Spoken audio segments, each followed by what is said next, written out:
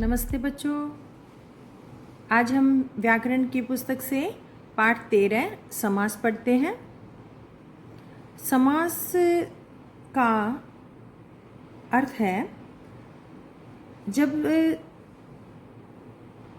एक से अधिक शब्द होते हैं और उनको मिलाकर जब हम एक नया शब्द बनाते हैं तो वह समास होता है। जैसे नीला है कंठ जिसका, तो नीला है कंठ जिसका इसमें 4 शब्द हैं और जब हम इसका समास करेंगे तो जो बीच वाले शब्द हैं उनका लोप हो जाएगा, यानी कि वो नहीं बोले जाएंगे और हम सीधा बोलेंगे नीलकंठ। तो समास जो है संक्षिप्त रूप है। तो हम समास को पढ़ते हैं। जो नीचे शब्द दिए गए हैं इन शब्दों को हम पढ़ेंगे।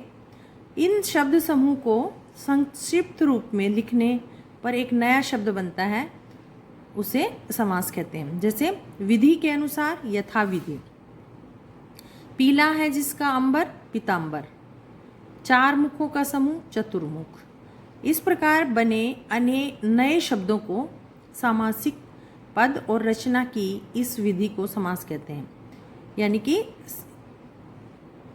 समास में जब अधिक शब्द हैं तो उनको संक्षिप्त रूप से हम बोलें या लिखें तो उसे समास कहते हैं। इसमें है समास के लिए 2 पदों का होना आवश्यक है।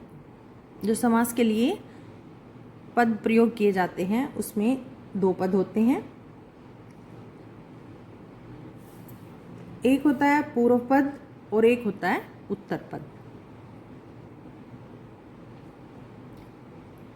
तो पूर्व पद जो होता है उसमें पहला शब्द आता है और उत्तर पद में अगला शब्द आता है। तो जैसे रोग मुक्त एक शब्द है, रोग मुक्त, उसमें जो रोग है वो पूर्व पद है और मुक्त जो है उत्तर पद है। रसोई घर, जैसे रसोई पूर्व पद और घर उत्तर पद। फिर आता है समास बनाने पर उनके बीच कारक चिन्हों का लोप हो जाता है। जो कारक चिन्ह जैसे कर्ता ने, कर्म को, ये चिन्ह दिए गए हैं, इन शब्दों का लोप हो जाता है, यानी कि ये शब्द इसमें नहीं लिखे जाते। तो उसके बाद है सामासिक पद। समास की प्रक्रिया से बने शब्द को सामासिक पद कहते हैं। प्रत्येक सामासिक पद 2 पदों से मिलकर बनता है। इसके प्रथम पद को पूर्व पद और द्वितीय पद को उत्तर पद कहते हैं। जैसा कि मैंने अभी बताया था आपको, रसोई घर है, इसमें रसोई पूर्व पद है और घर उत्तर पद है। इसी तरह से और भी उदाहरण है। नगरवासी, नगर पूर्व पद यानी कि पहला पद, वासी उत्तर पद। पंचवटी, पंच पहला पद पूर्व पद और वटी उत्तर पद।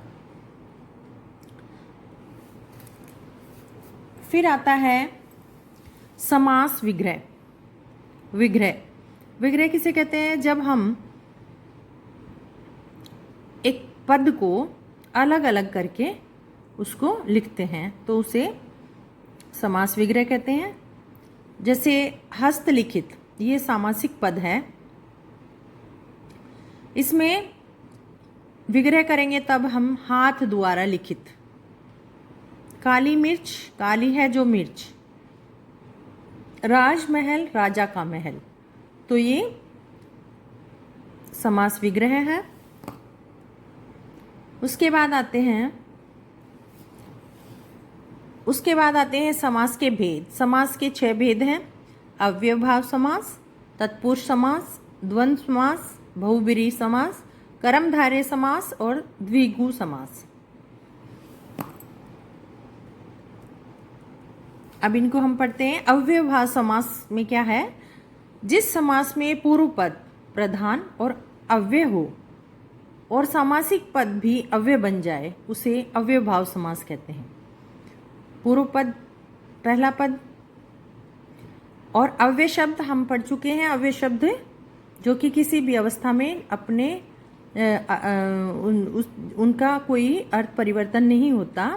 लिंग वचन पुरुष के अनुसार वह एक जैसे बने रहते हैं। तो जैसे आजीवन, जीवन भर, रातों रात, रात ही रात में, यथा विधि, विधि के अनुसार, यथा अवसर, अवसर के अनुसार, आजन्म, जन्म से लेकर प्रति मास, प्रत्येक मास।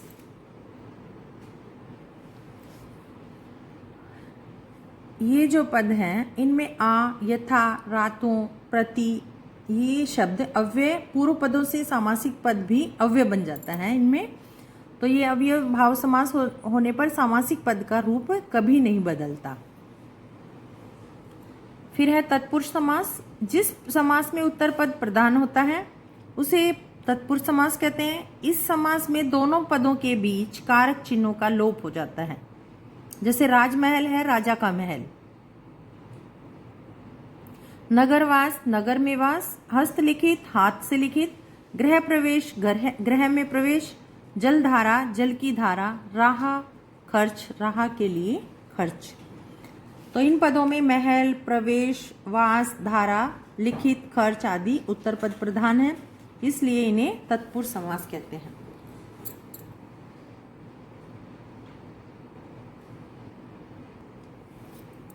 कर्मधारय समास। जिस समास में पूर्व पद विशेषण और उत्तर पद विशेष्य होता है उसे कर्मधारय समास कहते हैं।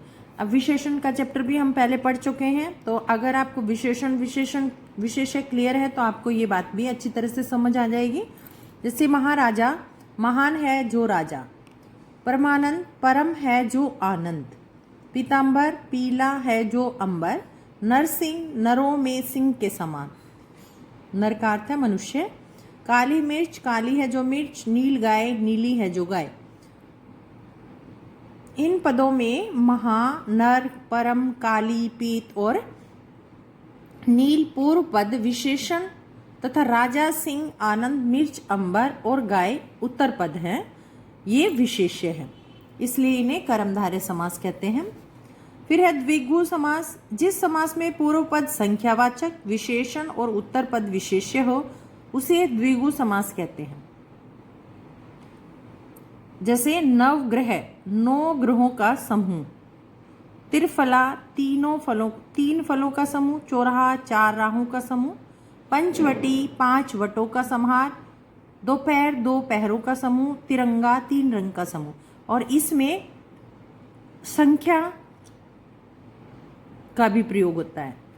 इसमें एक पहचान है कि इसमें गिनती की संख्या, कि इसमें संख्या का प्रयोग किया जाता है।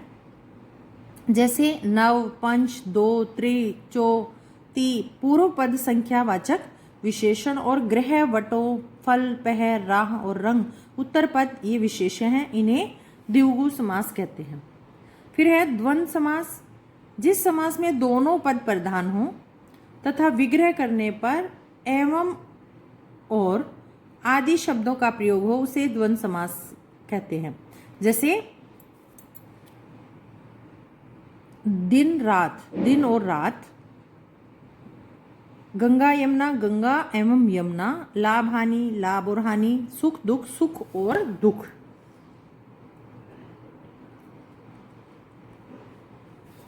ये जो पद दिए गए हैं इनमें और एवं आदि शब्दों का प्रयोग किया गया है, इसलिए इन्हें द्वंद्व समास कहा जाता है। बहुव्रीहि समास। जिस समास में दोनों पद गौण हों और ये दोनों मिलकर किसी तीसरे प्रधान पद के बारे में बताएं उसे बहुव्रीहि समास कहते हैं। गौण का अर्थ मतलब इनके बारे में कुछ से हटके कुछ कहा जा रहा है कि ये दोनों इन पदों से तीसरे पद के बारे में हमें जानने को मिल रहा है। जैसे गजानन, गज और आनंद। गज जैसा आनंद, आनंद का अर्थ है मुख, जिसका है। गज जैसा मुख है जिसका, अर्थात गणेश। तो यहाँ इस पद में जो बात कही गई है वो है तीसरे पद के बारे में बता रहे हैं। जैसे गज जैसा आनंद, गज यानी हाथी के जैसा मुख जिसका है वो है गणेश। दशानन, 10 है आनंद जिसके अर्थात रावण। महावीर, महान वीर है जो अर्थात हनुमान। घनश्याम, घन के समान श्याम अर्थात कृष्ण। नीलकंठ, जिस नीला है कंठ जिसका अर्थात शिव। इन पदों में दोनों पद गौण हैं और ये दोनों मिलकर एक तीसरे प्रधान पद गणेश, रावण, हनुमान, कृष्ण तथा शिव को बता रहे हैं, इसलिए इन्हें बहुब्रीहि समास कहते हैं। बहुब्रीहि, कर्मधारय तथा द्विगु समास में अंतर। इन कुछ सामासिक पद बहुब्रीहि, कर्मधारय तथा द्विगु समास के समान रूप में पाए जाते हैं, परंतु इनके विग्रह में अंतर होता है। जैसे गजानन, गज जैसा आनन है जिसका अर्थात गणेश, बहुब्रीहि समास है ये। गजानन, गज जैसा आनंद, कर्मधारय समास। त्रिलोचन, 3 है लोचन जिसके अर्थात शिव बहुब्रीहि है। त्रिलोचन, 3 है लोचन जिसके ये द्विगु समास है। तो ये है इसके उदाहरण।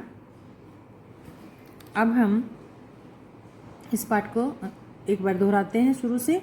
जब 2 या 2 से अधिक शब्दों को मिलाकर एक नया शब्द बनता है तो उसे समास कहते हैं।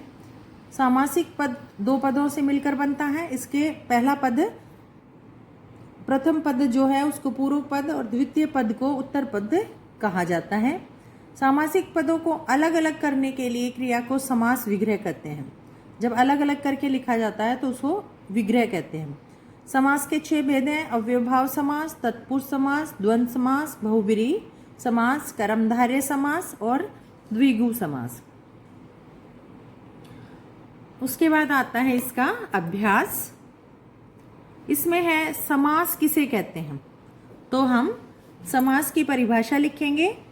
2 या 2 से अधिक शब्दों को मिलाकर एक नया शब्द बनाने की प्रक्रिया को समास कहते हैं। फिर है सामासिक पदों के नाम बताएं। सामासिक पद में है एक पूर्व पद और एक उत्तर पद। फिर है समास विग्रह किसे कहते हैं। जब सामासिक पद के सभी पदों को अलग अलग करके लिखा जाए तो उसे सामासिक पद कहा जाता है। उसके बाद है समास से क्या आशय है, क्या अभिप्राय है, उसके भेदों के नाम। तो यहाँ भी आप समास की परिभाषा लिखेंगे और उसके समास के भेद, 6 भेद हैं, उनके नाम लिखने हैं आपको। फिर है बहुब्रीहि समास और द्विगु समास में अंतर स्पष्ट कीजिए। तो आपको यहाँ दोनों की परिभाषा लिखनी है और उसके 2-2 उदाहरण लिखने हैं। फिर है द्वंद्व समास की परिभाषा उदाहरण सहित। द्वंद्व समास की भी परिभाषा लिखनी है और उसके कोई 2 उदाहरण लिखने हैं। उसके बाद दिया गया है सही मिलान कीजिए। तो ए और बै। तो जब हम अच्छी तरह से सारे समास पढ़ लेंगे तो हम इसको आराम से पहचान सकते हैं कि ये किस समास में आता है। आजीवन, आजीवन जो है अव्ययभाव समास है। फिर है रसोई घर, तत्पुरुष समास। माता पिता, द्वंद्व समास। चतुर्भुज, द्विगु समास। महाराजा, कर्मधारय समास और दोपहर, बहुब्रीहि समास। उसके बाद है निम्नलिखित समस्त पदों का विग्रह करके समास का नाम लिखिए। तो ये यहाँ पर आपको कुछ समास दिए गए हैं, उनको अलग अलग करना है और फिर उनका नाम बताना है।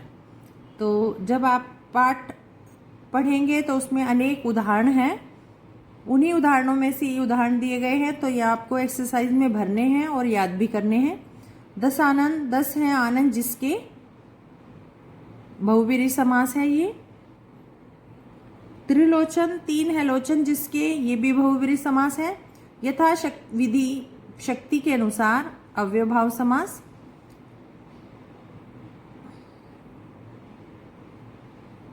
यथा विधि, यहाँ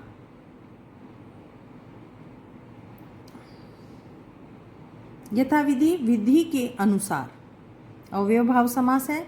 हस्तलिखित, हाथ से लिखित, तत्पुरुष समास। महाराजा, महान है जो राजा, कर्मधारय समास है। उसके बाद है विग्रह में समस्त पद बनाइए। ये विग्रह दिया हुआ है, हमें इससे समस्त पद बनाना है।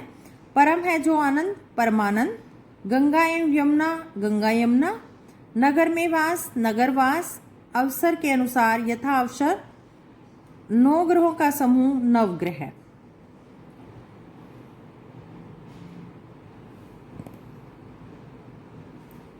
तो ये था आपका समास का चैप्टर। इसको आप अच्छी तरह से पढ़ेंगे और इसकी एक्सरसाइज याद करेंगे।